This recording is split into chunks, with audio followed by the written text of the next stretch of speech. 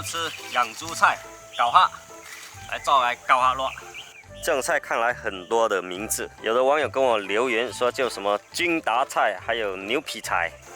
再连埋挂條古菜，搞下配古菜，食了人愛。好，捏着哈。春天要多吃蔬菜，搞下别想东西。搞好了的食材，搞下一点韭菜搭配，还有一点炒熟去皮的花生。先来把菜洗干净，再把洗干净的菜切小。有时候经常切这个菜喂鹅、喂猪，把改刀切细一点，这样就可以了。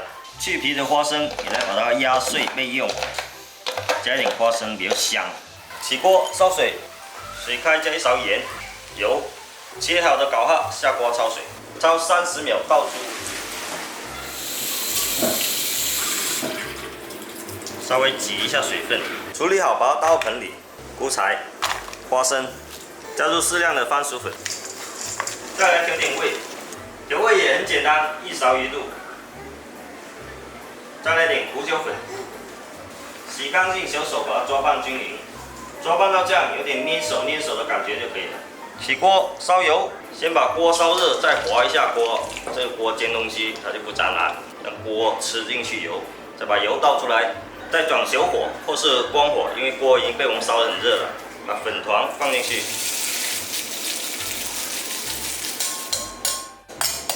粉浆铺平后再转中火慢煎，煎定型后晃动一下锅，翻另一面，这样煎简单方便。如果有少油版的话，也可以先蒸熟后再煎。煎至两面稍微有点金黄，就可以出锅了。搞下咯，一款时令家常小吃，口感香脆、鲜甜可口，做法也比较简单。如果家里有搞下，可以试试看。全刷出呀，讲。